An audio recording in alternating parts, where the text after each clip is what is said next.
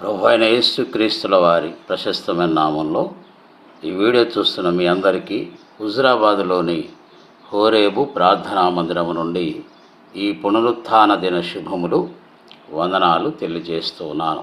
దేవుని వాక్యాన్ని చదువుకుందామండి. ఎస్తేరు గ్రంథం 10వ అధ్యాయము 3వ వచనం. యూదుడైన మొర్దెకై రాజైన అహష్వేరోషునకు ప్రధానమంత్రిగా నుండి తన వారందరితో సమాధానంగా మాట్లాడచ్చు తన జనుల యొక్క క్షేమమును విచారించువాడును, యూదులలో గొప్పవాడునై తన దేశస్థులలో చాలామందికి ఇష్టడుగా ఉండెను. క్రీస్తునందు ప్రియ సహోదరి సహోదరులారా, చదువుకున్నటువంటి లేఖన భాగంలో ఒక వ్యక్తి మనకు కనిపిస్తూ ఉన్నాడు. ఆయన పేరు మొర్దెకై. ఎస్తేరును తన కుమార్తెగా స్వీకరించి పెంచి పెద్ద చేశాడు. అహష్వేరోషునకు ఆ యొక్క కుమార్తె భార్యగా వెళ్ళడానికి సిద్ధపరిచి పంపించినటువంటి యొక్క వ్యక్తినే మనము మొర్దెకైగా చూస్తూ ఉంటున్నాం. యూదా జాతికి చెందినటువంటి వానిగా చూస్తుంటున్నాం.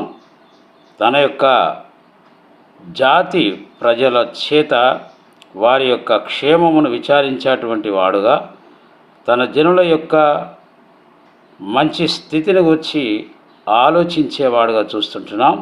ప్రధానమంత్రిగా ఒక ఉన్నతమైన స్థాయిలో దేవుడు ఆయనను నిలబెట్టినట్లుగా మనం చూస్తుంటున్నాం. దీనంతటి కారణం ఏంటంటే, మొర్దెకై గేట్ కీపర్గా ప్రారంభించిన తన యొక్క ప్రస్థానం ప్రధానమంత్రిగా ముగించబడినట్లుగా మనం చూస్తుంటున్నాం.